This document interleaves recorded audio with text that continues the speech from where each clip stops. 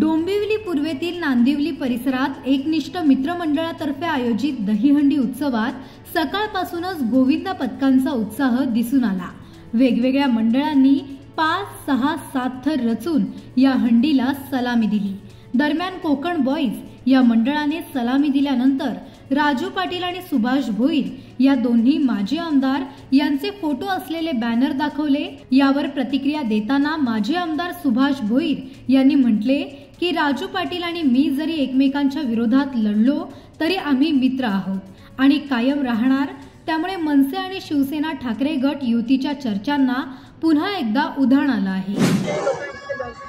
एकनिष्ठ मित्रमंडळाचा भव्य दहीहंडी उत्सव या ठिकाणी साजरा होतो। त्याच्या सर्व पदाधिकाऱ्यांना मनापासून शुभेच्छा देतोय, त्यांना धन्यवाद देतोय, सर्व गोविंद पथकांना धन्यवाद देतोय। दरवर्षी एकनिष्ठ मित्रमंडळ सुद्धा वेगवेगळ्या प्रकारच्या माध्यमातून नाविन्य काहीतरी करण्याचा प्रयत्न या ठिकाणी करत असतात आणि या ठिकाणी वेगवेगळ्या गोविंद पथकाच्या माध्यमातून मी 5 थर पाहिले, 6 थर पाहिल्या, 7वा थर सुद्धा लावण्याचा प्रयत्न करत होते। पण त्याच्यामध्ये शेवटी प्रयत्न केला का प्रयत्नाला यश येत असतं, अशा पद्धतीचा ते प्रयत्न करतायत आणि हे गोविंद पथकाच्या माध्यमातून संपूर्ण डोंबिवली, ठाण्यामध्ये आणि मुंबईमध्ये मोठ्या प्रमाणात हा उत्साह साजरा होतोय। मी मनापासून एकनिष्ठ मित्रमंडळाला धन्यवाद देतोय। आज दुसरं त्या ठिकाणी तुम्हाला जे पाहिजे होतं ते वेगळं या ठिकाणी पाहायला मिळालं।